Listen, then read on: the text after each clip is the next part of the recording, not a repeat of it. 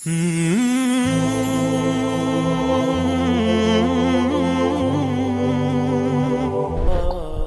اللہ الرحمن الرحیم، الصلاۃ والسلام علی رسولہ الکریم وعلی آلہ وصحبہ اجمعین، اما بعد۔ انسان میں ہدایت اور گمراہی دونوں کے لیے پوری طاقت موجود ہے۔ فَأَلْهَمَهَا فُجُورَهَا وَتَقْوَاهَا۔ باہر دو دعوتیں ہیں، ایک شیطان کی ہے، فَبِمَا أَغْوَيْتَنِي لَأُزَيِّنَنَّ لَهُمْ فِي الْأَرْضِ وَلَأُغْوِيَنَّهُمْ أَجْمَعِينَ۔ اس نے بھی یہ نیت کی ہے کہ میں تمام انسانوں کو گمراہ کر دوں۔ اور دوسری دعوت انبیاء کی ہے جو خیر کی طرف ہے۔ الف لام را کتاب انزلناہ الیک لتخرج الناس من الظلمات الی النور، وہ کہتا ہے وَلَأُغْوِيَنَّهُمْ أَجْمَعِينَ، یہاں کہتا ہے لِتُخْرِجَ النَّاسَ مِنَ الظُّلُمَاتِ إِلَى النُّورِ۔ دونوں طرف مکمل تشکیل کے ارادے ہیں۔ اللہ تعالیٰ یہ چاہتا ہے کہ تمام بنی نوع انسان ظلمت سے نکل کر ہدایت پر آ جائے۔ شیطانی یہ چاہتا ہے کہ اجمعین، ایک بھی جنت میں نہ جائے، سارے جہنم میں چلے جائیں۔ یہ دو نظام اللہ کے رسول تک بڑے واضح تھے، سے پہلے تک، کہ جب گمراہی پھیلتی تو ایک نبی خالص اس کام کے لیے آ جاتا تھا، اس کو اور کوئی کام نہیں ہوتا تھا۔ اِنَّا أَرْسَلْنَا نُوحًا إِلَىٰ قَوْمٍ، کہ براہ راست ان کو اس کے لیے بھیجا جائے قوم کی طرف۔ وَإِلَىٰ عَادٍ أَخَاهُمْ هُودًا وَإِلَىٰ ثَمُودَ أَخَاهُمْ هُودًا وَإِلَىٰ مَدْيَنَ أَخَاهُمْ هُودًا وَلَقَدْ أَرْسَلْنَا مُوسَىٰ بِآيَاتِنَا۔ تو عیسیٰ علیہ السلام تک بڑی واضح اور کوئی خلط ملط چیز نہیں تھی کہ دعوت کے لیے مستقل داعی آتا تھا، وہ صبح سے شام اس کو اور کوئی کام نہیں ہوتا تھا۔ رب انی دعوت قومی لیلا ونہارا فقد ابلغتکم رسالات ربی اور نصحت لکم اور ابلغتکم وبلغ ما انزل الیک من ربک۔ جب اللہ کے رسول صلی اللہ تعالی علیہ وسلم تشریف لائے تو وہ بھی داعی بن کر آئے، وہاں بھی کوئی اشتباہ نہیں تھا۔ جب آپ چلے گئے تو امت کو دعوت کے لیے منتخب کیا گیا۔ اب آ کر معاملہ سنگین اور سخت امتحان ہو گیا کہ ایک طرف ان کے ساتھ وہ سلسلہ نہیں ہے جو انبیاء کے ساتھ تھا، وہ وحی نہیں، وہ عصمت نہیں، وہ غیبی نظام ایسا نہیں ہے۔ یقیناً نبی اور غیر نبی کا فرق تو ہوتا ہے۔ دوسرا ان کے ساتھ ان کے معاشی مسائل، ان کے سماجی مسائل، ان کے عائلی مسائل، پھر سیاست بیچ میں آ گئی کہ اللہ نے حکومت دے دی، اقتدار دے دیا، حکومت کے اپنے تقاضے پیدا ہو گئے۔ قرن اول کے بعد عربوں سے علم منتقل ہو کر عجم میں چلا گیا کہ عرب جہاں بانی میں لگ گئے، ملک گیری میں لگ گئے، سیاست میں لگ گئے، علم سارے کا سارا موالی کے پاس چلا گیا۔ یہ جو آخری مفتی تھے، رئیس المفتین سعودی عرب کے شیخ بن باز رحمۃ اللہ علیہ، یہ عرب نہیں تھے، یہ موالی میں سے تھے، موالی میں سے تھے۔ وہ جو اس وقت کے خاندان آباد تھے یہ ان میں سے تھے۔ تو عبد الملک ابن مروان نے ایک دفعہ شعبی سے پوچھا کہ حجاز کا کون ہے مفتی؟ ان کا عطاء بن ابی رباح۔ کہا وہ عجمی ہے کہ عرب ہے؟ کہا عجمی ہے۔ موالی ہے کہ عرب ہے؟ کہا موالی ہے۔ کہا یمن کا کون ہے؟ کہا طاؤس یمانی۔ کہا وہ موالی میں سے ہے کہ عرب میں سے؟ کہا موالی میں سے۔ کہا شام کا کون ہے؟ کہا مکحول ہے۔ کہا تو اس کا مصر کا کون ہے؟ کہا حبیب بن کچھ ہے۔ اور خراسان کا ضحاک بن قیس ہے۔ کہا عراق کا۔ تو شابی کہنے لگے میرے جی میں کہوں حماد، لیکن میں اس کے تیور دیکھ کے یہ سمجھ رہا تھا کہ اگر میں نے کسی غیر عرب کا نام لیا تو یہ مجھے قتل کر دے گا۔ تو میں نے کہا عراق کا ہے ابراہیم نخعی، تو تھا تو 19-20 کا فرق۔ ابراہیم نخعی بھی بہت بڑا نام ہے، لیکن شعبی کہتے ہیں میری ترجیحات تھی حماد کے لیے، لیکن مجھے ڈر لگا کہ یہ مجھے مار دے گا۔ تو جب میں نے کہا ابراہیم نخعی تو اس نے کہا تو نے میرے اوپر سے ایک بوجھ ہٹا دیا، اب اگر تو کسی موالی کا نام لیتا تو میں مر جاتا۔ سبب کیا تھا کہ حکومت عرب کو ملی نا، تو وہ جیسے آج پیسہ عرب کو ملا ہے تو وہ حفظ کرنا چھوڑ گئے، علم کی گہرائی ختم ہوتی چلی جا۔ حکومت سعودیہ نے حفظ کرنے پر انعام رکھا ہوا ہے، لیکن میں وہ حرمین میں ہے نا حفظ کے مکاتب، مدینہ میں بھی مکہ میں بھی، میں وہاں پھرتا ہوں دیکھتا ہوں تو کوئی عرب بچہ حفظ کرتا نظر نہیں آتا، حتیٰ کہ امارات والوں نے بڑا انعام رکھا ہے حفظ قرآن کا، لیکن کوئی عرب بچہ حفظ نہیں کرتا۔ وہاں بھی امارات میں بھی عجم کے بچے حفظ کر رہے ہیں۔ تو اب دعوت اس امت کا منصب تھا لِتَكُونُوا شُهَدَاءَ عَلَى النَّاسِ، سارے عالم کے انسانوں تک اللہ کا پیغام پہنچانا، لیکن اس کے ساتھ اتنی چیزیں اور شامل ہو گئیں کہ وہ روح، میں تو سید سلیمان ندوی رحمۃ اللہ علیہ نے جو مقدمہ لکھا ہے مولانا الیاس اور کے بارے میں جو کتاب لکھی ہے مولانا علی میاں رحمۃ اللہ علیہ نے، تو مولانا الیاس اور ان کی دینی دعوت، تو اس کے شروع میں سید سلیمان ندوی بہت بڑی شخصیت ہیں، انہوں نے مقدمہ لکھا ہے کہ اس امت کا اصل کام تھا دعوت الی اللہ، پر افسوس کہ 100 سال بھی نہ گزرے کہ امت اپنا کام بھول گئی، انہوں نے تو پہلی صدی میں ہی اس کو ختم کر دیا۔ اور کچھ ایسی بے وزن بات نہیں ہو تو خیر، بے وزن میں کا تبصرہ کرنے والا ہوتا کون ہوں، تو بہت بڑی شخصیتیں، ان کی بات بڑی تحقیق کے ساتھ اور بڑی محققانہ ہے، اللہ نے ان کو بہت کچھ نوازا تھا۔ تو وہ اسباب ایسے بنے کہ حکومت بھی آ گئی، سیاست بھی آ گئی، آپس کی لڑائیاں بھی شروع ہو گئیں اور دشمن بھی سر پہ چڑھ آئے ہیں۔ تو جو روح دعوت تھی لِتَكُونُوا شُهَدَاءَ عَلَى النَّاسِ، کتنی واضح بات کہ تمہارا کام لوگوں تک پیغام حق کی گواہی پہنچانا ہے، پیغام حق لوگوں تک پہنچانا تمہارے ذمے ہے۔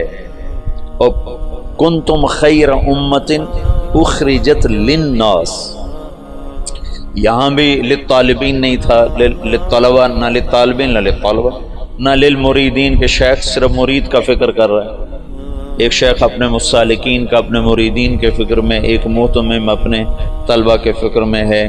للناس، ایک بادشاہ اپنی مملکت کے فکر میں ہے، اخرجت للناس، تو ایسا بھولا۔ یہ سارے اسباب میں نے 2-3 دن سے آپ کو امت کا سیاسی پس منظر بتائے کہ وہ کیا اسباب تھے جس سے روح دعوت ماند پڑ گیا۔ اگر یہ دین کی حفاظت کا اللہ نے وعدہ نہ کیا ہوتا تو صحابہ کے بعد اس میں تحریف ہو جاتی، جیسے پہلوں نے کر دی تھی، ہم بھی کر گئے تھے۔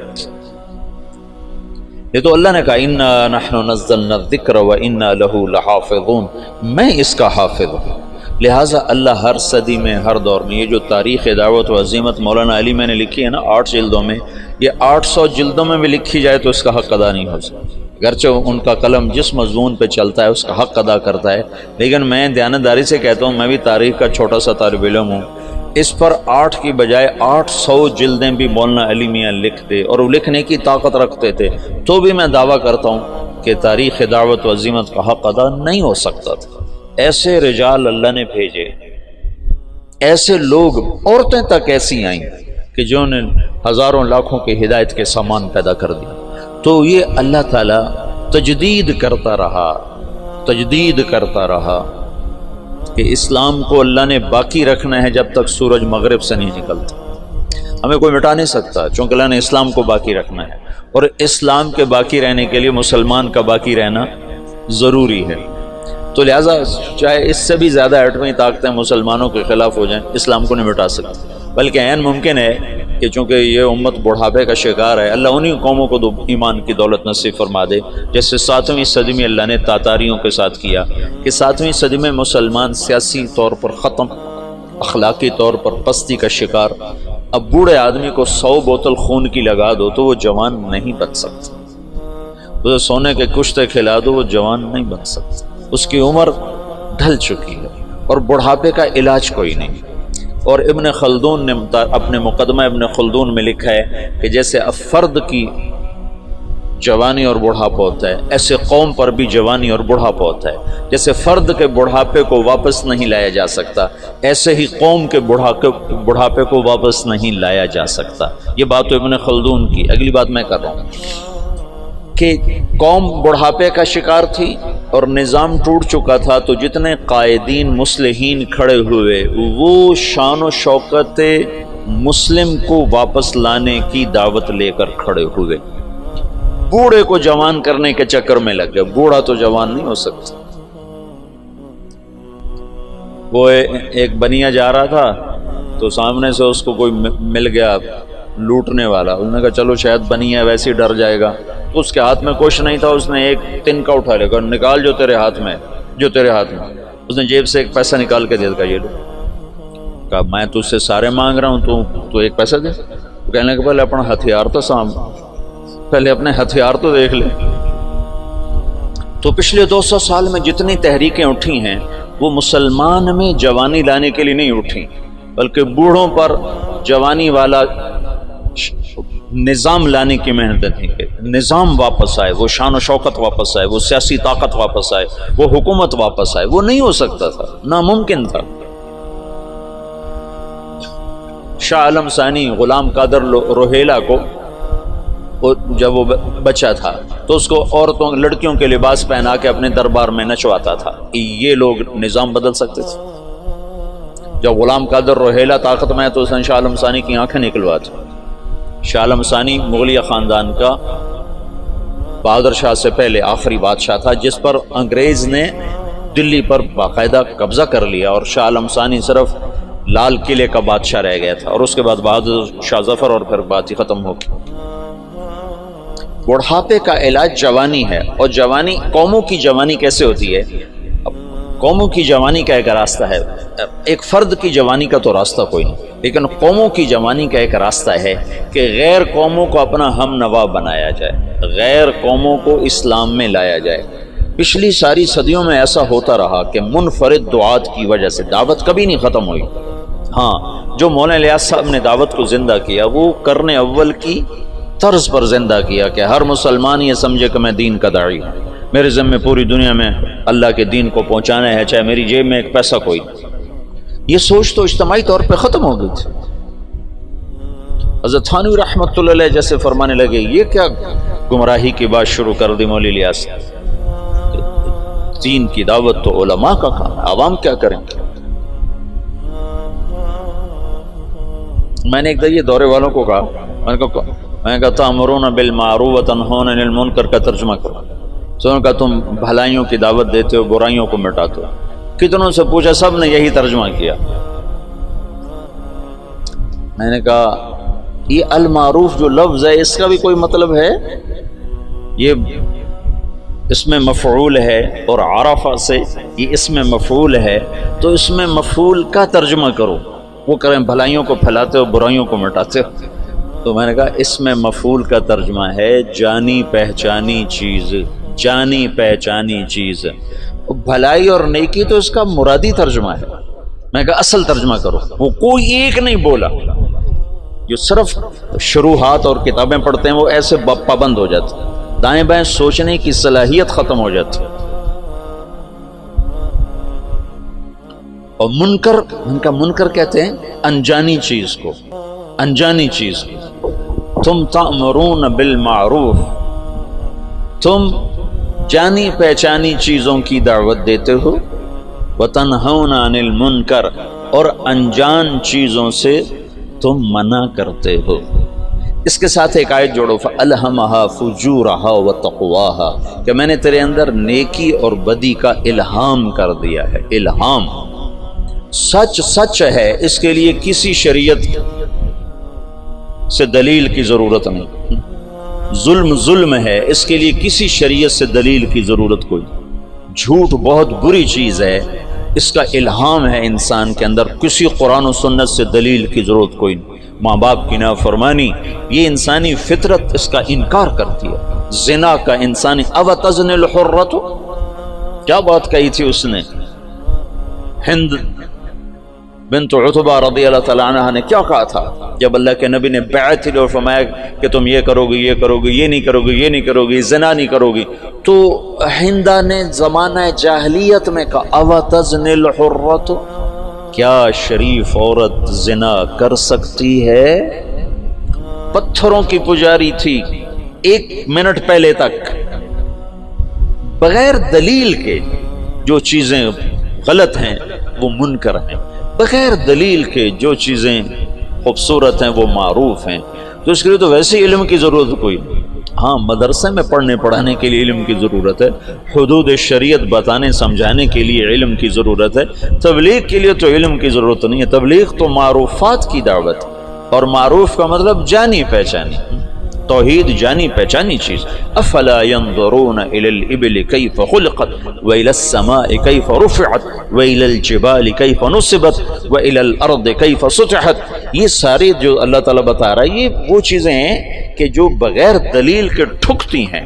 وہ جو بدو نے کہا تھا البعرۃ تدل علی البعیر والاثر يدل علی المسیر تأمرون بالمعروف، تم جانی پہچانی چیزوں کی تبلیغ کرتے۔ اور میں تو تفسیریں پڑھتا نہیں نا، نہ مجھے نہ میرا سر اتنا تھکا رہتا ہے کہ مجھے پڑھائی نہیں جاتی، تو مجھے خیال ہے المعروف کا مطلب ہے جانا پہچانا، معرف بالعامل اس میں معرفہ، رجل الرجل، معروفات وہ عمل ہیں جس کو انسان عقلاً جانتا ہے، منکرات وہ عمل ہیں جن کو انسان عقلاً برا جانتا ہے۔ اس کے لیے تو کسی دلیل کسی حجت کی جو مجھے تو علم نہیں میں تبلیغ کیا کروں، تم یہ نہیں کہہ سکتے بھائی اللہ کی مان لے اللہ بہت بڑا ہے، اس کے لیے کیا علم چاہیے؟ بھائی اللہ کی نافرمانی نہ کر اللہ بہت بڑا ہے، اس کے لیے کیا علم چاہیے؟ بھائی اللہ کے رسول کی مان لے دونوں جہان کی کامیابی کا راستہ لے کر آئیں، اب دوزخ سے بچ جا جنت والا بن جا، یہ تبلیغ ہے؟ منکر دیکھتے او غلط غلط، یہ منکر، کیا زبردست چیز ہے، یہ معروف ہے جس کے لیے ہمیں کسی دلیل کی ضرورت ہی نہ ہو۔ حلال حرام کے لیے دلائل چاہیے، تو یہ منکرات میں سے ہیں لیکن کھلے میں سے نہیں ہیں، یہ علم کی چیز ہے، یہ مدارس اس کے لیے بنائے گئے ہیں، اور دعوت تو ایک عام ہے۔ ان پڑھ میواتیوں نے عالم کو ہلا کے رکھ دیا۔ مولانا علی میاں تشریف فرما تھے رحمۃ اللہ علیہ، ایک میواتی اٹھا مولانا الیاس صاحب کے بیان سے، تو پیچھے بیٹھتے کہنے لگے میاں جی کیا سمجھے کہ کوئی یقین کی بات کر رہو، یقین اللہ پر یقین، اللہ پر یقین کو یقین کی بات کر رہو، یہ ان کا مخاطب تھا۔ تبلیغ کے لیے علم نہیں چاہیے، مدرسے کے لیے علم چاہیے۔ معروفات وہ ہیں جو ایک ان پڑھ بھی کہے ہاں واہ واہ کیا زبردست چیز، اور بے کی شروط اور بے فاسد بے باطل، یہ تو سارے وہ منکرات ہیں جو بڑے چھپے ہوئے ہیں، ان کے لیے دلائل چاہیے۔ اور ماں باپ کی نافرمانی کھلا منکر، سر عام شراب پینا یورپ میں بھی برا سمجھا جاتا ہے، جہاں شراب کے بغیر وہ ایک پل نہیں زندہ رہ سکتے، وہاں بھی ایسے شراب پینا برا سمجھا جاتا ہے، کھلے عام کو شراب پینا۔ میں اتنا یورپ امریکہ پھرا ہوں، میں نے کسی کو سڑک پہ شراب پیتا نہیں دیکھا، الگ پیتے ہیں، پینے کی جگہ الگ ہیں ان کے ہاں جو زنا کا مفہوم ہے ان کے ہاں کہ کسی عورت سے زبردستی کر رہا ہوں، پورے یورپ میں کسی کو جرت نہیں کہ کسی عورت کو ہاتھ لگاتا، ننگی لڑکیاں پھر رہی ہوتی تو کسی کو جرت نہیں کہ ہاتھ لگاتا۔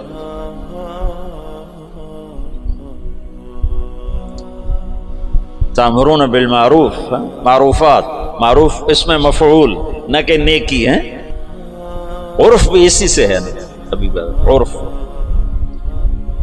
تو دعوت اس امت کا فرض منصبی ہے، فرض منصبی، فرض منصبی، جو امت کے ہر فرد کے لیے ہے۔ لیکن سیاست، حکومت، گھر، معاشرت، یہ چیزیں رکاوٹ بن کر آئیں، اور نبیوں جیسا انتخاب نہ تھا، وہ تو اور کوئی کام کر ہی نہیں سکتا، اس کو تو وہی آ رہی. داؤد علیہ السلام نے ایک دن مقرر کیا کہ میں اللہ کی عبادت کروں گا, کسی سے نہیں ملوں گا. بڑی اونچی دیواریں بنائیں, اندر بیٹھ گئے, بس اللہ اللہ کروں گا, کسی سے نہیں ملوں گا. ایک دن مقرر کیا. پہلا دن تھا اور تصور المحراب, 2 فرشتے انسانی شکل میں دیوار پلنگ کے اندر. ففزع منہم, داؤد علیہ السلام ڈر گئے. کس لیے کہ دیوار اتنی اونچی ہے کہ کوئی اس کو کود کر پار نہیں کر سکتا, دروازہ بند ہے, اور دیوار اتنی اونچی ہے کہ اس سے اوپر چڑھ کر کوئی آ نہیں سکتا. یہ کہاں سے آ گیا, یہ کون ہے؟ انہوں نے کہا لا تخف خصمان بغا بعضنا علی بعض, بھائی ہم دونوں میں جھگڑا ہو گیا, آپ مہربانی کرو ہمارا جھگڑا نمٹا. ان هذا اخی له 99 نعجہ ولی نعجۃ واحدہ فقال اکفلنیها وعزنی فی الخطاب. یہ جھگڑا تو ایک 5 سال کا بچہ بھی نہیں مٹا سکتا. تو وہ جو داؤد علیہ السلام سجدے میں گرے اور فاستغفر ربہ, اور وہ کس بات پر استغفار ہے؟ یہ اللہ کی تنبیہ تھی کہ داؤد تو نبی بن کر آیا ہے, تو عابد بن کر نہیں آیا. عبادت بعد میں ہے, دعوت پہلے ہے. یہ دن میں نے لوگوں کے لیے رکھا ہے, اور تو نے بندگی کرنی ہے تو رات کو کر. تو کسی سے نہیں ملنا چاہتا تو رات کا وقت اس کے لیے مقرر کر. قم اللیل الا قلیلا ومن اللیل فتہجد بہ نافلۃ لک وباللیل. یہ جو رات کا وقت ہے, وبالاسحار هم یستغفرون, یہ رات کو تم اٹھو اور میرے مجھ سے باتیں کرو, کسی سے نہ ملو, لیکن دن میں تم دروازے بند کرو, دیواریں اونچی کرو, تو یہ منصب نبوت کے خلاف ہے. اس پر استغفار کیا ہے, اس پر توبہ کی ہے, اور اس پر اللہ کے سامنے معافی مانگی کہ اوہ یا اللہ میں معافی چاہتا ہوں, میں معافی چاہتا ہوں. تو نبی کا کام لوگوں میں پھرنا ہوتا ہے, لوگوں کو کھینچنا ہوتا ہے, اس کی حفاظت ہو رہی ہوتی ہے نا. وہ کوئی ادھر ادھر ہو ہی نہیں سکتا کہ عصمت کا سایہ ہوتا ہے. اب ہمارے ساتھ تو ایسا معاملہ تھا نہیں, اور پھر اس امت کو عروج ملا, 1000 برس کی حکومتیں ملی, ساری دنیا میں آدھی دنیا سے زیادہ انہوں نے حکومت کی, تو بہت سے عوامل جمع ہوتے گئے. اس کی میں نے تھوڑی تفصیل آپ کو بتائی تھی. پھر ہندوستان کی حد تک تبلیغ کا کام یہاں سے 1926 میں تبلیغ کے کام کی ابتدا ہوئی. مولانا الیاس صاحب رحمۃ اللہ علیہ صوفیاء میں سے تھے, علماء میں سے تھے. اگر وہ اسی طرز پر چلتے جو چل رہا تھا تو کوئی خانقاہ بناتے یا کوئی دارالعلوم بنا لیتے, نظام الدین میں کوئی دارالعلوم بنا لیتے, خانقاہ بنا لیتے. ہندوستان بر صغیر کے حالات اور اسلامی سلطنتوں سے قدر مختلف. یہاں 1 صدی میں اسلام آ گیا. یہ ہندو علاقہ ہے. یہ جو سری لنکا ہے, یہاں عرب تاجروں کے ذریعے سے یمن سے جو آتے تھے بحری جہاز, ان کی تبلیغ سے یہاں اسلام آ گیا. اور یہاں کا جو راجہ تھا وہ تو مسلمان نہیں تھا, لیکن عوام الناس میں اسلام آ گیا. اور یہ جو ساتھ مالدیپ ہے, مالدیپ کوئی 2500 جزیروں کا ملک ہے. مالدیپ 2500 جزیروں کا ملک ہے, اور وہ جزیرے لمبے سے لمبا جزیرہ 11 کلومیٹر ہے, اس کا نام ہے مالے, اسی میں ان کا دارالحکومت ہے. باقی سارے جزیرے بس ایسے جیسے تمہارا مدرسہ ہے, اتنا ایک جزیرہ ہوگا, ایسے وہ چھوٹے چھوٹے جزائر پر ہے. عنبر وہاں بہت نکلتا ہے, اللہ نے ان کو رزق دیا ہوا ہے عنبر کے ذریعے سے. تو یہ ان جزائر سے ایک قافلہ جا رہا تھا. اس میں یہاں کچھ عرب قبائل آباد ہو گئے تھے, تو ایک قافلہ بحری جہاز پر سری لنکا کے بادشاہ نے تحفے تحائف ولید بن عبد الملک کو دی, ان سے دوستی لگانا چاہتا تھا. تو جب یہ کراچی کے قریب گزرا بحیرہ عرب سے, تو تیبل یہ دریائے سندھ کے کنارے تھا. یہ سندھ کا بہت بڑا شہر تھا اس وقت. تو وہاں سندھ کے ڈاکوؤں نے بحری جہاز پہ حملہ کیا اور قافلہ بھی لوٹ لیا, اور عورتوں کو بھی قید کر لیا, مردوں کو کچھ قتل ہو گئے. تو ایک عورت پکاری, یا للحجاج یا للحجاج یا للحجاج.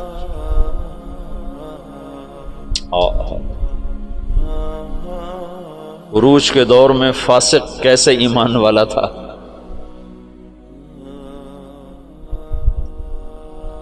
تو کچھ جو لوگ انہوں نے مال لوٹنے کے بعد کچھ لوگ چھوڑ دیے تھے. تو یہ لٹا پٹا قافلہ جب پہنچا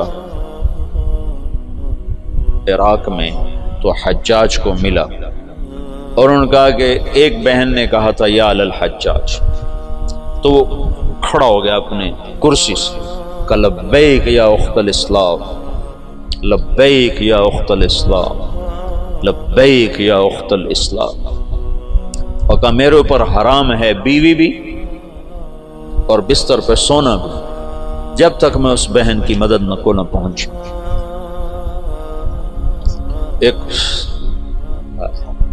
جس کے بارے میں اللہ کے نبی کا کہنا ہے کہ وہ بنو ثقیف میں ایک مبیر ہو، ایک صفاق ہو، صفاق ترین فاسق ترین انسان غیرت ایمانی سے ایسا بھرا ہوا ہے کہ میرے اوپر بیوی حرام ہے، میرے اوپر بستر پہ سونا حرام ہے جب تک میں اس بہن کی مدد کو نہ پہنچوں۔ اور اس نے اسی وقت ایک لشکر تیار کیا، عبید اللہ بن نبحان رحمۃ اللہ علیہ کو امیر بنایا اور ان کو 3000 کا لشکر 4000 کا لشکر دے کے روانہ کیا۔ وہ لشکر شکست کھا گیا اور عبید اللہ شہید ہو گئے۔ پھر اس نے دوسرا لشکر روانہ کیا، یہ سارے عراق سے تھے۔ بدیل بن طوفہ رحمۃ اللہ علیہ کی سرکردگی میں وہ بھی شہید ہو گئے اور دونوں لشکروں کو شکست ہو گئی۔ پھر اس نے شامی قبائل جو عرب کے قبائل جو شام میں آباد تھے، ان کا عراقیوں سے بڑا مختلف مزاج تھا، تو اس نے ولید بن عبد الملک سے اجازت چاہی کہ مجھے سندھ پہ حملے کے لیے شام سے لشکر اور میرا خزانہ ختم ہے، مجھے پیسے بھی دے۔ تو ولید نے کہا میں یہ محاذ نہیں کھول سکتا، ابھی ترکستان میں محاذ کھلا ہوا ہے، شمالی افریقہ میں محاذ کھلا ہوا ہے، چین کی طرف محاذ کھلا ہوا ہے، میں چوتھا محاذ نہیں کھول سکتا۔ تو حجاج نے کہا جتنا پیسہ مجھے دو کے قرضہ ہے اور میں یہ دگنا کر کے بیت المال میں واپس کروں گا۔ تو شامیوں کا 4000 کا لشکر تیار، اور اس کا اپنا سگا بھتیجا تھا محمد بن قاسم بن یوسف۔ حجاج بن یوسف اور محمد بن یوسف اور قاسم بن یوسف، یہ 3 بھائی ہیں۔ ان میں محمد بن یوسف بھی حجاج جیسا ظالم تھا، یمن میں گورنر تھا، اور قاسم بہت شریف النفس تھے، ان کا بیٹا محمد 17 برس کی عمر، اور حجاج نے اپنی بیٹی زبیدہ اس کے نکاح میں دی ہوئی تھی، اس کو منتخب کیا اور اس کو 12000 کا لشکر دے کے روانہ کیا تھا، اور باقی جو ساز و سامان تھا وہ سمندر کے ذریعے سے بھیجا جتنا باقی سامان تھا، اور ہر 3 دن کے بعد اس کے پاس خبر آتی تھی۔ اس نے ڈاک کا ایسا نظام بنایا کہ ہر 3 دن کے بعد خبر حجاج تک پہنچتی تھی۔ اس طرح راستے میں چوکیاں قائم کی، اور پورے جنگ کا نقشہ حجاج بصرے میں بیٹھ کے خود کنٹرول کر رہا تھا۔ تو یہ بدھوں کا شہر تھا، جو دیبل تھا نا بدھوں کا، تو اس میں ایک بڑا وہ تھا ان کا معبد، اس کا گنبد تھا، اس کے اوپر ایک جھنڈا تھا۔ تو ان کا یہ عقیدہ تھا جب تک یہ جھنڈا نہیں گرتا اس سے شہر کو شکست نہیں ہو سکتی۔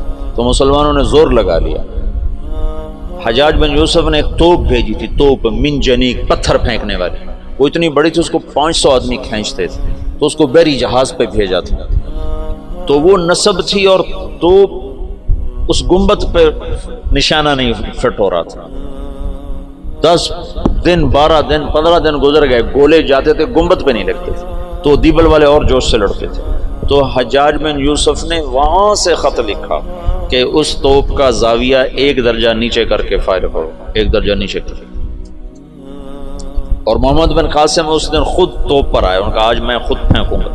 تو محمد بن قاسم نے خود اس دن پتھر تو رکھنے والے بہت سے لوگ ہوتے تھے، پر اس نے خود اس کو کھینچ کے جو پھینکا تو پہلا ہی پتھر جا کے جھنڈے پہ لگا اور گنبد پہ لگا، اور گنبد ٹوٹا تو شہر والوں نے ہتھیار پھینک دیے۔ یہ 92 ہجری کی بات بتا رہا ہوں، 90 ہجری کی بات بتا رہا ہوں۔ 90 ہجری میں اسلام کا پہلا داخلہ ہے فاتحانہ۔ ویسے تو سرندیپ یہ ہندوستان کا حصہ تھا، سری لنکا ہندوستان کا حصہ تھا، اور وہاں دعوت پھیل چکی تھی، وہاں اسلام پھیل چکا تھا دعوت کے ذریعے، لیکن فاتحانہ انداز میں جو مسلمان بر صغیر میں داخل ہوئے ہیں تو محمد بن قاسم رحمۃ اللہ علیہ اس کا ذریعہ بنے اور دیبل فتح ہوا ہے۔ راجہ داہر اس وقت وہ پورے سندھ کا بادشاہ. پورا ہندوستان دو حصوں میں تقسیم تھا، ہند اور سندھ. سندھ یہ نہیں جو آج ہے، یہ سندھ بمبئی تک تھا، یہ سندھ بمبئی تک اور دیپال پور تک اور ادھر سے بمبئی تک، یہ ایک پورا علاقہ تھا، باقی ہند الگ علاقہ تھا. راجہ داہر اس سارے کا بادشاہ تھا. راجہ داہر ایک دفعہ بیٹھا تھا تو ایک نجومی آیا، تو اس کی بہن بھی ساتھ بیٹھی تھی. تو اس کی بہن نے اپنا ہاتھ دکھا دیا نجومی کو کہ میرا ہاتھ دیکھو. نجومی نے کہا یہ لڑکی آئندہ سندھ کے بادشاہ کی بیوی بنے گی. تو راجہ داہر تو پریشان ہو گیا، یہ میرے گھر میں میرا دشمن پیدا ہو رہا ہے. تو اس نے اپنے وزیر کو بلایا، کہنے لگا نجومی نے کہا ہے کہ یہ میری جو بہن ہے یہ سندھ کے بادشاہ کی بیگم بنے گی. تو وزیر نے کہا تو خود شادی کر لے. قصہ ہی ختم. میں نے کہا بے غیرت مجھے کروائے گا، ساری دنیا کیا کہے گی بہن سے شادی کر لی. تو وزیر چپ ہو گیا. اس نے ایک بکری لے کر اس پر مٹی مل دی، مٹی کی تہ پہلے اس پر اچھی طرح لگائی، پھر اس کے اوپر باریک مٹی ڈالی، پھر اس پر پھول کے بیج ڈالے اور اس کو ہلکا ہلکا پانی لگوانا شروع. تو اس کے پشت کے اوپر پھول ہی پھول ہو گئے. تو اس نے وہ بکری ایک نوکر کو دی کہ جاؤ اسے بازار کا چکر لگواؤ. میں نے چکر لگوایا تو سارا شہر اکٹھا ہو گیا، بکری کے اوپر پھول، بکری کے اوپر پھول، سب حیران پریشان. اگلا دن کا پھر چکر لگاؤ، پھر لوگ اکٹھے ہو گئے، اگلا دن پھر چکر لگاؤ، پھر تھوڑے ہو گئے، پھر چوتھے دن اور تھوڑے ہو گئے، 5 دن اور، چھٹے دن اور، 7ویں دن کوئی بھی دیکھنے نہیں آیا. تو وہ بکری لے کر داہر کے پاس آ گئے. کہنے لگا اس بکری میں تیری کہانی لکھی ہوئی. وہ کیسے؟ تب پہلے زیادہ لوگ تمہیں گالیاں دیں گے، پھر اسے تھوڑے گالیاں دیں گے، پھر اسے تھوڑے گالیاں دیں گے، پھر ایک دن چپ کر جائیں گے، تو اسے شادی کر لیا. اس بکری سے اس نے اس کو دلیل سمجھائی. تو اس کم وقت نے حکومت کے لالچ میں اپنی بہن سے شادی کر لی. حالانکہ ہندو بھی بڑے غیور، بڑے غیرت والے، یہ راجپوتوں کی تاریخ ہے، بہت غیور لوگ ہوتے تھے. یہ تو آپس کی لڑائیوں کی وجہ سے بے وقوفی کی حد تک آپس میں لڑتے تھے، تو غیروں کو ان پر چھا جانے کا موقع اس وجہ سے ملتا تھا. تو وہ اس نے اپنی بہن سے شادی کر لی.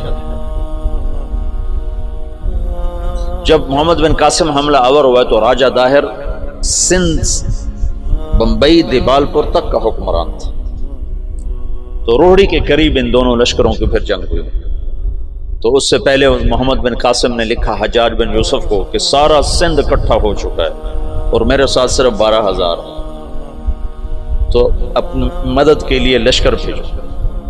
تو فاسق اور صفاق کا خط سن، حجاج کا خط ہے، یہ ابھی دریائے سندھ کے پار تھے، ادھر راجہ داہر کے لشکر، ادھر محمد بن قاسم کا لشکر.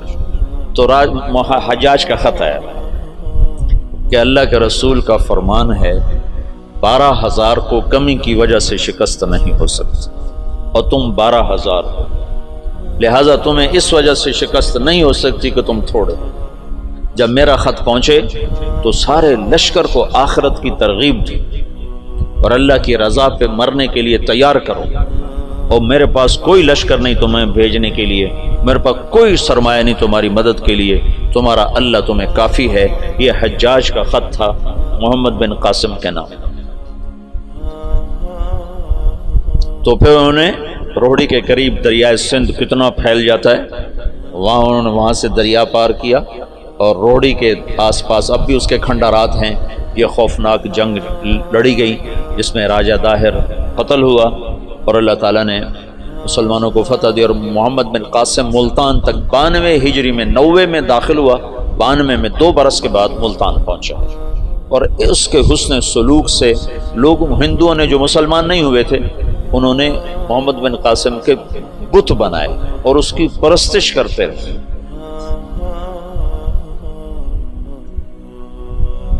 یہ اس طرف سے 92 ہجری میں اسلام داخل ہوا ہے. پھر اس کے بعد ہندوستان کے پوری جو تاریخ بدلی ہے کہ مسلمانوں کے ہاتھ میں اقتدار، وہ 5ویں صدی میں جا کر جب محمود غزنوی نے ہندوستان پہ حملہ کیا اور 17 حملے کیے، 17 کے 17 میں وہ کامیاب ہوا، اور 33 برس حکومت کی۔ دنیا میں 4 بڑے فاتح ہیں، پہلے بھی تو میں بتاتا رہتا ہوں، مطلب اپنی میری جستجو سے کوئی میں نے کسی محقق کتاب میں نہیں پڑھا، لیکن یہ بات تو خیر سارے مورخ مانتے ہیں کہ سب سے بڑا فاتح چنگیز خان اور دوسرے نمبر پر محمود غزنوی۔ آگے 2 میں نے خود لگائے ہیں، تیسرے نمبر پر سکندر یونانی ہے اور چوتھے نمبر پر تیمور لنگڑا ہے۔ مجھے اس پہ بڑا غصہ آتا ہے، کم بخت نے بڑے مسلمان ذبح کی۔ میں حیران ہوں تفتہ زانی کیسے اس کے ساتھ رہتا تھا، تو ایسا صفاق کم بخت تھا۔ وہ جب شہر پہ حملہ کرتا تو پہلے دن سفید جھنڈا لہراتا تھا، اس کا مطلب تھا کہ اگر تم دروازے کھول دو گے تو ہم صرف تمہارا مال لوٹیں گے، تمہیں کچھ نہیں کہیں گے۔ دوسرے دن سرخ جھنڈا لہراتا تھا کہ اب ہم تمہارے فوجی قتل کریں گے، تمہارا مال لوٹیں گے، تمہیں کچھ نہیں کہیں گے۔ تیسرے دن سیاہ جھنڈا لہراتا تھا کہ اب جتنے بھی ذی نفس ہیں سب کو قتل کریں گے اور تمہارا مال بھی لوٹیں گے، اور وہ کمبخت ایسا ہی کرتا رہا۔ میرا تو کبھی کبھی جی چاہتا ہے کہ اس کا خاتمہ بھی ایمان پہ نہ ہوا ہو، ایسا اس نے ظلم کیا۔ باقی اللہ غفور الرحیم ہے، ہم اس کی رحمت کو نہ بند کر سکتے ہیں نہ پابند کر سکتے ہیں۔ چاہے تو ابو جہل کو جنت میں ڈال دو، اسے کوئی پوچھنے والا نہیں ہے۔ یہ خطا اللہ نہ کرے ہم سے ہو کہ ہم اللہ کی رحمت کوئی پابند بنا دیں۔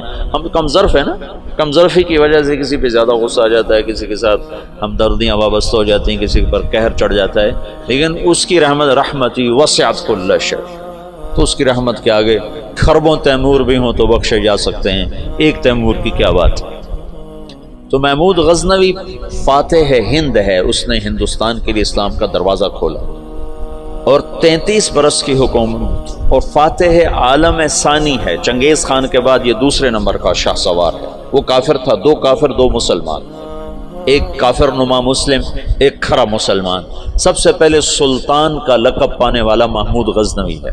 سلطان کا جو لقب سب سے پہلے ملا ہے وہ محمود کو ملا ہے، سلطان محمود غزنوی۔ اس کا باپ غلام تھا، غلام سبکتگین غلام تھا۔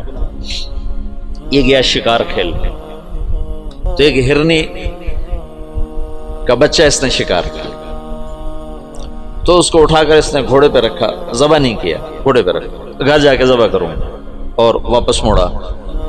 ایسے اس کے پیچھے نظر پڑی تو اس نے دیکھا وہ اس بچے کی ماں اس کے پیچھے آ رہی تھی، تو اس نے اس کو دیکھا تو اسے ترس آیا، تو اس نے بچے کو چھوڑ دیا۔ تو بچہ جا کے ماں سے جو ملا تو ہرنی نے تشکرانہ یوں سبکتگین کے آگے یوں سر جھکایا کہ تیری بڑی مہربانی۔ رات کو سبکتگین نے خواب دیکھا کہ تو نے مخلوق پہ رحم کیا، اس کے سلے میں اللہ نے تیری اولاد کے لیے بادشاہی کا فیصلہ کر دیا۔ تو سبکتگین نوکر سے ایک صوبے کا گورنر بنا، اور محمود غزنوی آدھی سے زیادہ دنیا کا بادشاہ بنا، اور غزنی پوری دنیا کا کسی زمانے میں سب سے خوبصورت شہر بنا۔ میں جب پڑھتا تھا رائمنڈ میں تو میں نے خواب دیکھا کہ میں اپنے آبائی قبرستان گیا جہاں ہمارے بزرگ دفن ہیں، وہاں سے نکلا تو 2 کتے میرے پیچھے لگے، ایک کالا ایک سفید۔ تو میں نے ایک کتے کو پکڑا ٹانگوں سے اور دوسرے کتے پہ مارنا شروع کیا، مار اس دونوں کو ختم کر دیا۔ تو وہاں مجھے 2 خرگوش کے بچے نظر آئے، تو میں نے وہ اٹھا لیے۔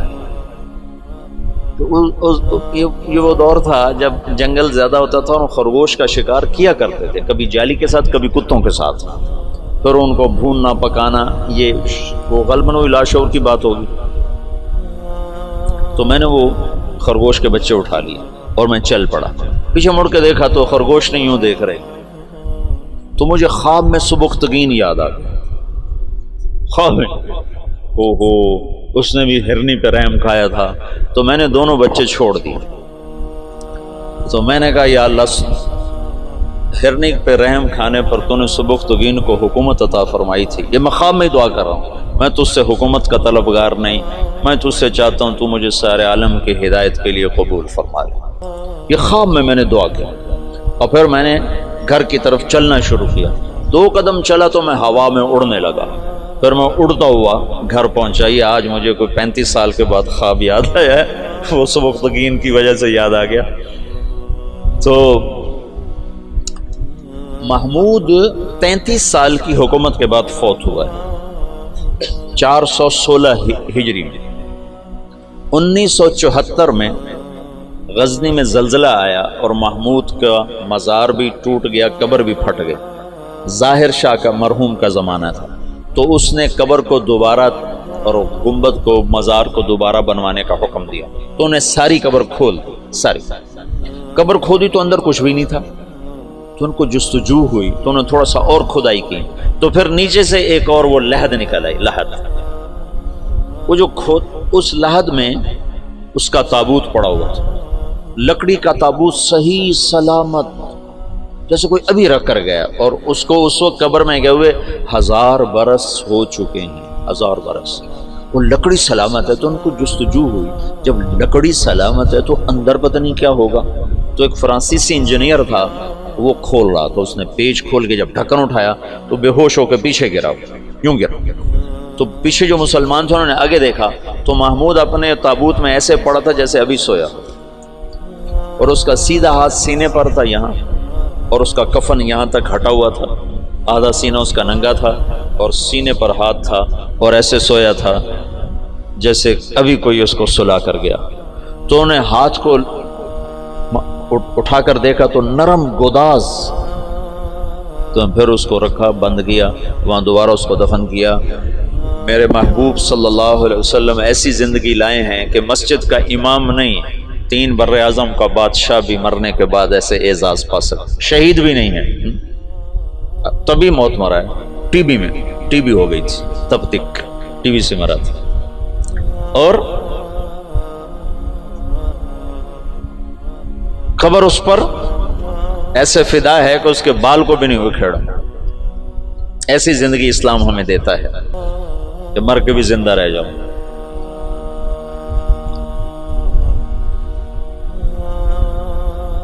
تو شہاب الدین غوری پھر پہلا بادشاہ ہے جس نے باقاعدہ محمود کی مثال ہے جیسے کسی نے ہل چلا کر زمین برابر کر. اس کے پاس ایک شخص آیا کہ حضرت کا سلطان میں بہت مظلوم ہوں. کیا ہے؟ کہ تمہارا بھانجا تیسرے چوتھے روز میرے گھر آتا ہے، میری بیوی کے ساتھ برا کرتا ہے، مجھے گھر سے نکال دیتا ہے، میری تجھ تک پہنچ بڑی مشکل سے ہوئی. تو محمود کا رنگ غصے سے سرخ ہو.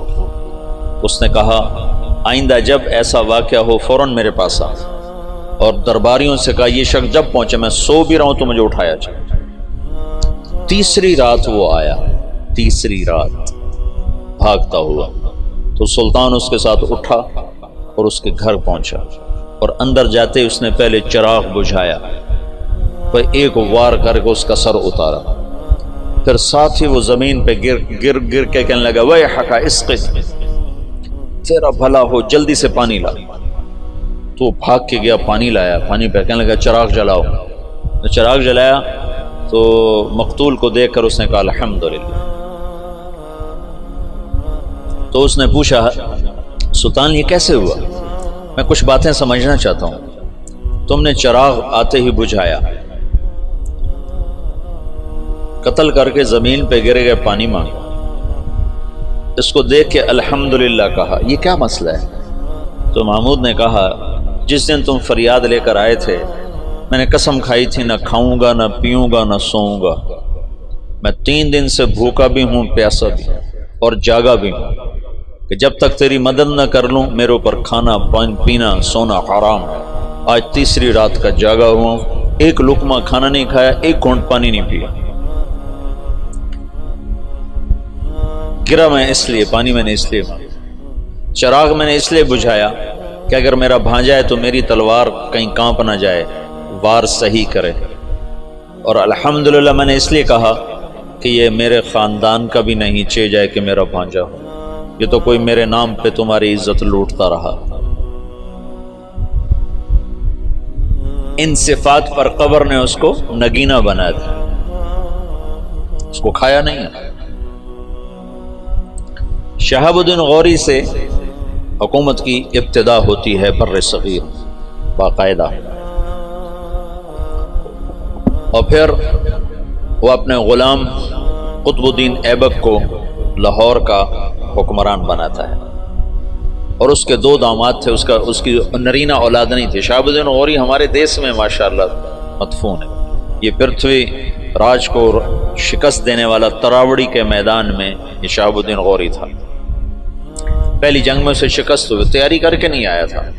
تراوڑی کی پہلی جنگ میں 12,000 کا لشکر تھا اور واپس جا رہا تھا کہ پتہ چلا پرتھوی راج چڑھایا.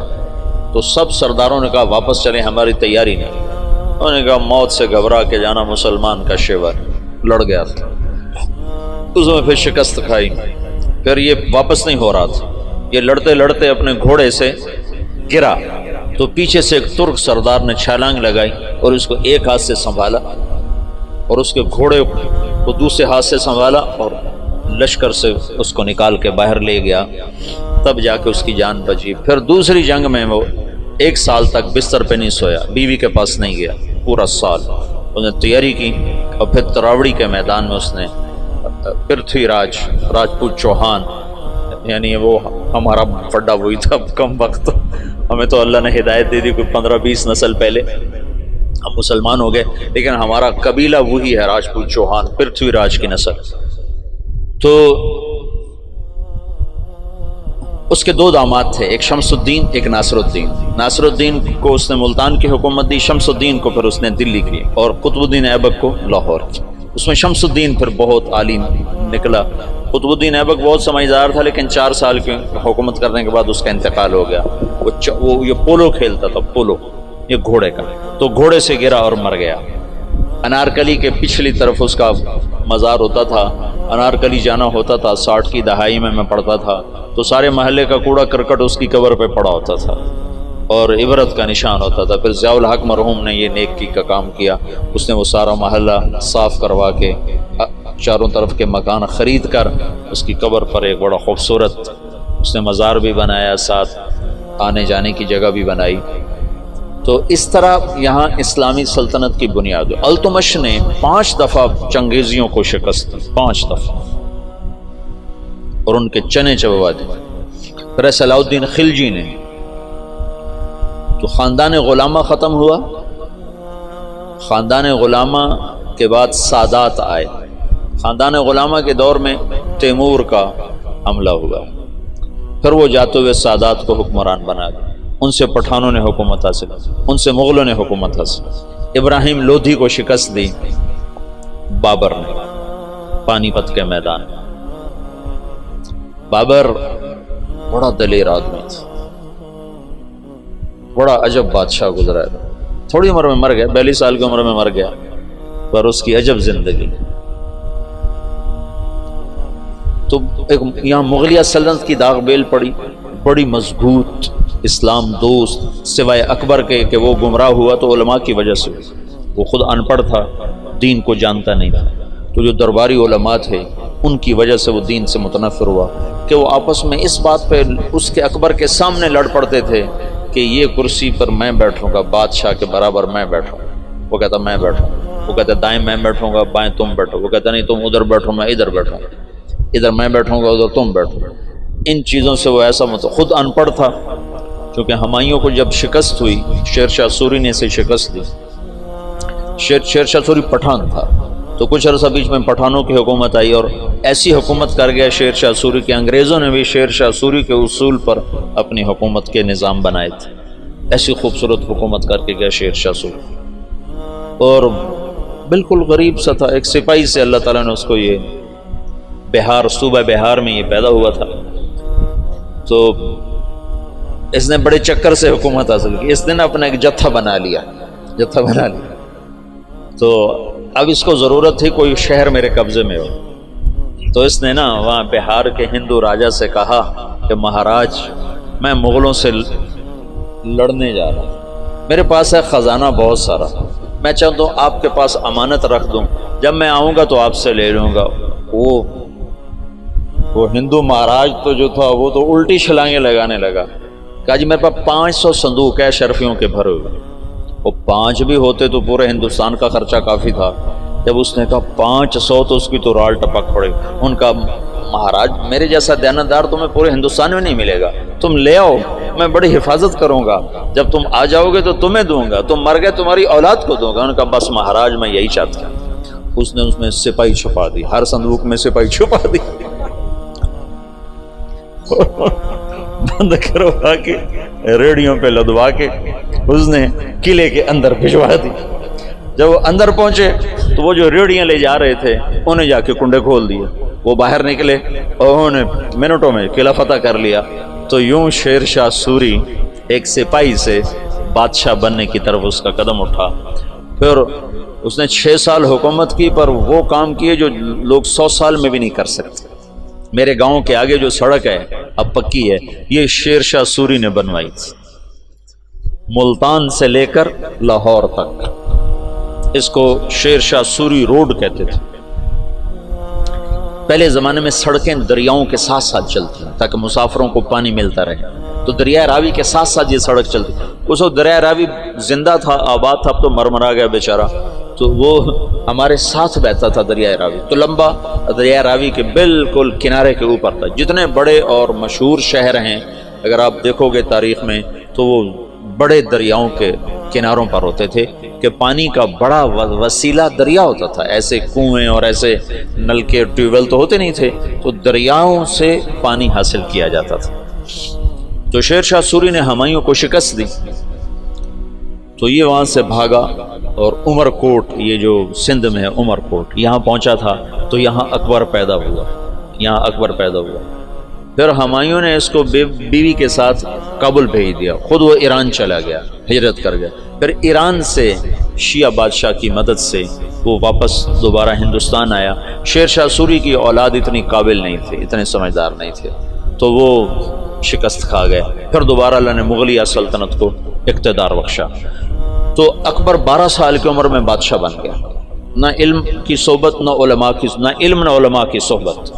آگے درباری علماء ملے جنہوں نے اس کا بیڑا غرق کر کے رکھ دیا، تو اس نے دین الہی ایجاد کر دیا، جس کے لیے مجدد الفسانی رحمۃ اللہ علیہ کو اللہ نے استعمال فرمایا، بغیر مناظرے کے ہیں۔ یہ مناظرے کام خراب کرتے ہیں، نہ مناظرہ اسلام کا مزاج ہے۔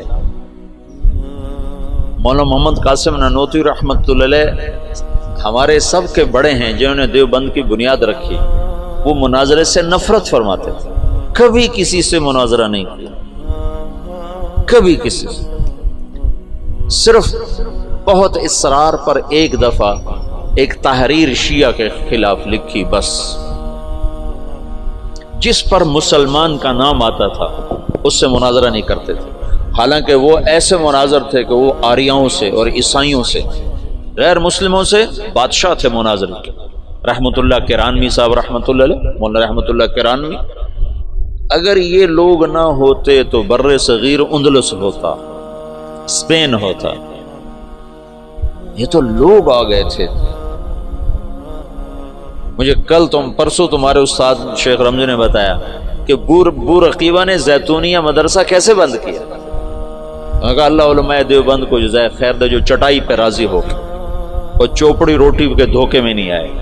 حبیب بورقیبہ نے علماء کو چوپڑی روٹی کھلا دی اور پیسے پہ ان کو کھینچ لیا، جب وہ کھینچے تو پھر ہر سب کچھ چلا گیا، اور یہاں کے علماء بکے نہیں، بھوکے پیٹ پہ پتھر باندھ کے۔ حضرت نانوتوی کو نا والی دکن حیدرآباد نے خط لکھا کہ حضرت آپ میرے پاس تشریف لائیں، میں آپ کو 500 روپے مہینہ تنخواہ دوں گا۔ 500 روپے مہینہ 50 لاکھ روپیہ مہینہ ہے آج کا، 50 لاکھ روپیہ مہینہ۔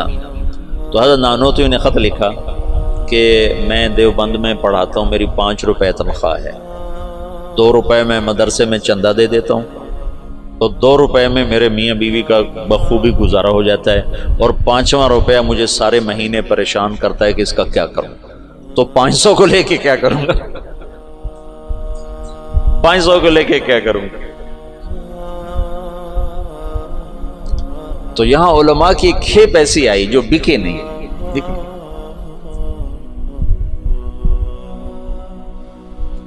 تو درباری علماء نے اکبر کا ستیہ ناش کر کے رکھ دیا۔ دین الہی اس نے ایجاد کیا علماء سے تنگ آ کر، ان درباری علماء سے تنگ آ کر۔ مجدد الفسانی رحمۃ اللہ علیہ نے بغیر مناظرے کے دین الہی کو مٹا دیا، کسی ایک جگہ مناظرہ نہیں کیا، حالانکہ لا الہ الا اللہ محمد الرسول اللہ اکبر ذل اللہ یہ کلمہ تھا، یہ کلمہ تھا اکبر ذل اللہ۔ اس کو رد کرنا کتنا آسان تھا مناظرے سے۔ گائے کا ذبح کرنا بند، شراب حلال، اکبر کو سجدہ، سورج کی پوجا، صبح بالکونی کھول کے اکبر سورج کے سامنے کتنے دیر تک مالا جپتا تھا۔ داڑھی منڈانا ضروری، داڑھی رکھنا حرام، سارے حرام کام فیضی اور ابو الفضل کم بختوں۔ فیضی کیسا عالم تھا جس نے قرآن کی تفسیر لکھی بغیر نقطے کے، الفاظ محملہ، محملہ کہتے ہیں جن پر نقطہ نہیں ہوتا، الفاظ محملہ سے، یعنی الف سے، سین سے، صاد سے، ہا سے، را سے، دال سے، تا سے، لام سے، میم سے، یعنی وہ 14 حرف رہ جاتے ہیں، 14 حروف سے قرآن کی تفسیر لکھ دی، اور سوات الالہام، اور اکبر کو گمراہ کرنے والا وہ ہے دین الہی۔ ایک دفعہ کسی نے پوچھا کیا کر رہے ہو فیضی سے، کہا الہاد کے مزے لے رہا، کہا الہاد کے مزے لے رہا۔ جہانگیر آگے مجدد الفسانی کا صحبت یافتہ نکلا، مثبت انداز سے جو کام ہوتا ہے وہی پائیدار ہوتا ہے۔ اتنا بڑا کام، مولانا الیاس صاحب فرماتے تھے میرا کام مجدد الفسانی والا، میں نے مجدد الفسانی کو سامنے رکھا ہے کہ ان کا طرز یہ تھا کہ وہ مٹی ہوئی سنت کے مقابلے میں جو بدعت ہوتی تھی اس کی تردید نہیں فرماتے تھے مجدد الفسانی، بلکہ مٹی ہوئی سنت کے فضائل بیان اتنا فرماتے تھے کہ سنت چھا جاتی تھی، بدعت مٹ جاتی تھی، روشنی آئی اور اندھیرا چلا گیا۔ یہ تھا، اندھیرے کے جانے کے لیے کوئی حجت اور دلیل تو نہیں ہوتی نا، سورج کے آنے کی دیر ہوتی ہے اندھیرا چلا جاتا ہے، پھر کہنا تو نہیں پڑتا اندھیرے صاحب منٹور پاؤ سورج آ گیا، تو خود ہی چلا جاتا۔ بغیر مناظرے کے دین الہی کو مٹا دیا۔ ابو الفضل زندہ کی کھال کھچوا دی تھی شیخو پورے میں۔ یہ جو شیخو پورہ ہے نا، یہ جہانگیر کے نام پر ہے۔ جہانگیر بڑی منتوں سے ملا تھا، یہ اکبر کے اولاد نہیں ہوتی تھی۔ ایسے میرا پنڈورا باکس کھل جاتا ہے تو کہاں کی کہانیاں اکٹھی ہو جاتی ہیں، تو پھر مجھے خود یاد نہیں رہتا میں کیا کہہ رہا تھا اور کدھر چلا گیا۔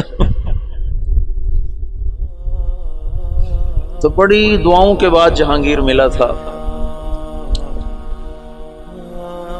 پیدل گیا تھا اجمیر تک دعا مانگنے، اجمیر تک پیدل گیا تھا دعا مانگنے کہ اللہ تعالیٰ مجھے بچہ عطا فرمائے، تو اللہ نے جہانگیر دیا۔ اس کی نخنیت، جہانگیر بہت نیک متقی بادشاہ، اس پر ایسے ہی بہت زیادہ افتراء ہیں، بہتان ہیں، بہت سارے، کچھ کمیاں تھی بھی سی بادشاہوں میں ہوتی ہیں، لیکن اس کا یہی بہت بڑا احسان ہے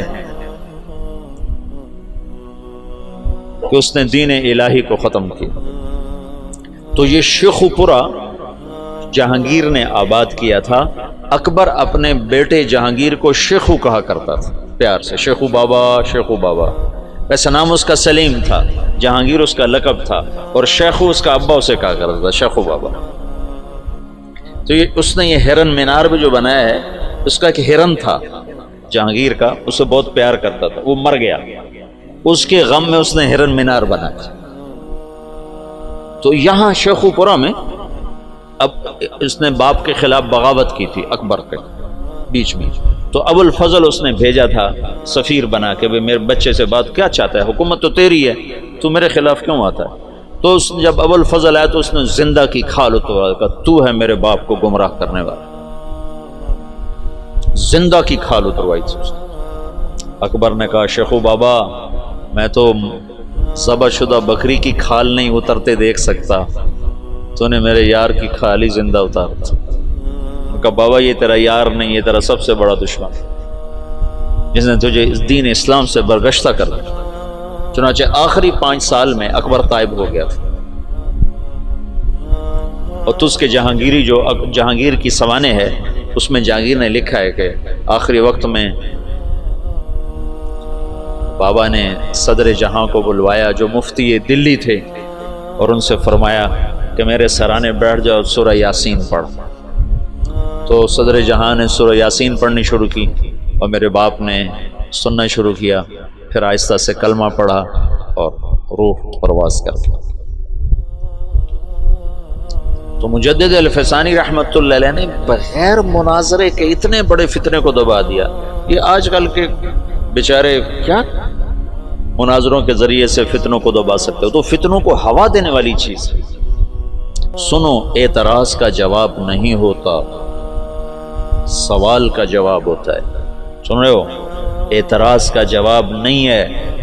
انتم خیر ام عبد اللہ، عتبہ بن ربیعہ کہہ رہا ہے انا اعلمکم بالشعر والسحر والکہانہ، مجھے بھیجو میں محمد سے بات کرتا ہوں۔ کہ جاؤ بات کرو۔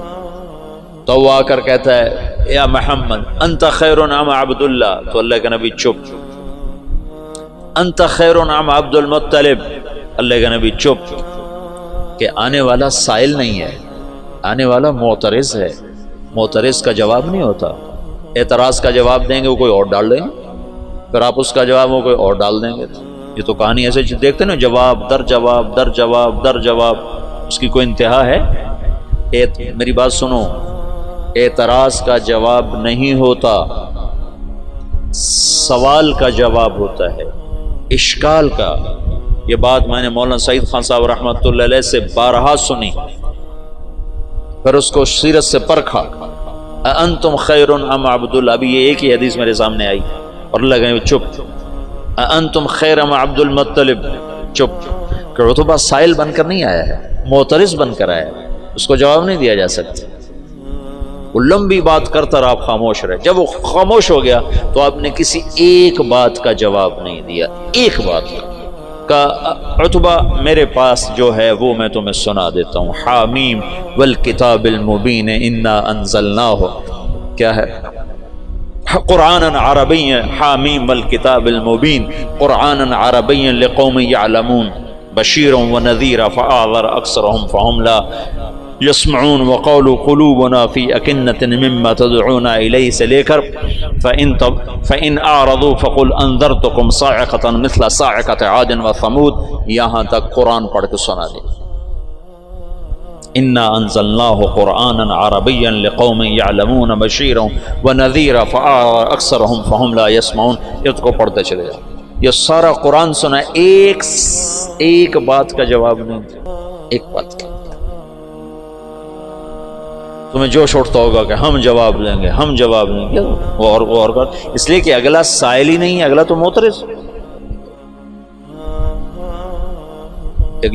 ایک جاٹ کے منہ سے نکل گیا کوا سفید ہوتا ہے، کالا نہیں ہوتا۔ نہ کہ میاں کالا ہوندا، نہ کہ نہیں ہوندا ہی بگا، چٹا ہوندا ہی نہیں۔ تو انہوں نے کہا چلو مناظرہ کرو مناظرہ۔ تو اس کی بیوی نے کہا مر جاویں، کالا ہوندا ہے، تو کدے آکھے جانا پہ؟ اس نے کہا میں مننا ہی نہیں، کالا ہوندا تو میں کون منے سے؟ میں مننا ہی نہیں۔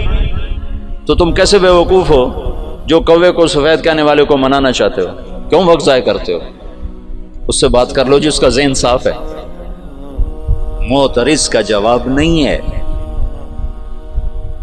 تو آج کل اعتراض ہیں، سوال نہیں ہے۔ سائل کا ضرور جواب ہے، اشکال کا جواب ہے، سوال کا جواب ہے، اعتراض کا جواب نہیں ہے۔ مناظرے، جواب در جواب، یہ سب وقت ضائع کرنے کی چیزیں۔ حضرت تھانوی رحمۃ اللہ علیہ نے فرمایا بہت سے فتنے اس لیے فتنے بن گئے کہ علماء نے اس کا جواب دینا شروع کر دیا۔ اگر جواب نہ دیتے تو اپنی موت آپ مر جاتے۔ یہ تحفۃ العلماء کی تمہیں سنا۔ تو بہت سے فتنے اس لیے فتنے بن گئے کہ علماء نے ان کا جواب دینا شروع کر دیا۔ اگر وہ چپ ہو جاتے تو اپنی موت آپ مر جاتے۔ مجدد الفسانی رحمۃ اللہ علیہ نے اتنے بڑے فتنے کو مٹایا بغیر جواب، بغیر مناظرے. سبحان اللہ، عجب بندہ تھا. اور نقش بندی سلسلے کے بادشاہ، جس کے آخری بادشاہ مولانا خان محمد صاحب دنیا سے تشریف لے، اور تو دنیا اندھیر ہو گئی، بستی اجڑ گئی. ان اللہ لا ينتزل علم انتزاعا ہے نا، بل يقبضه بقبض العلم.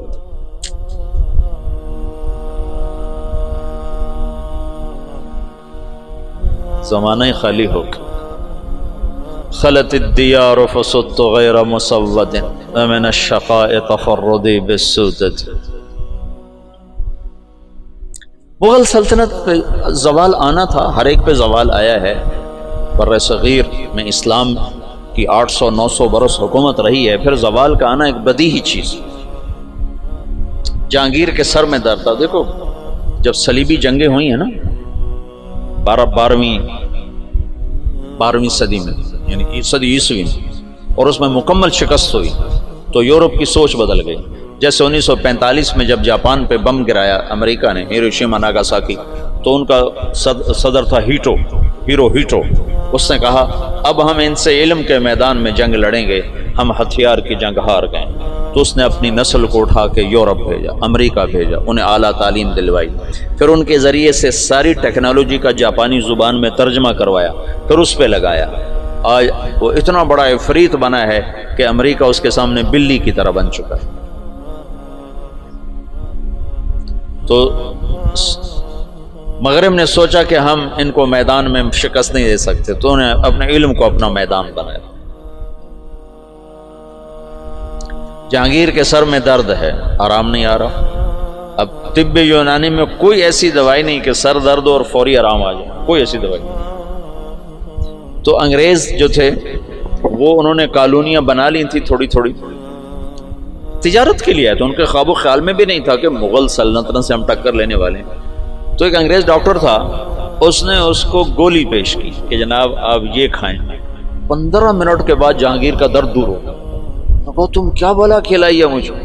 وہ سر درد کا کہا مانگ کیا مانگتا ہے؟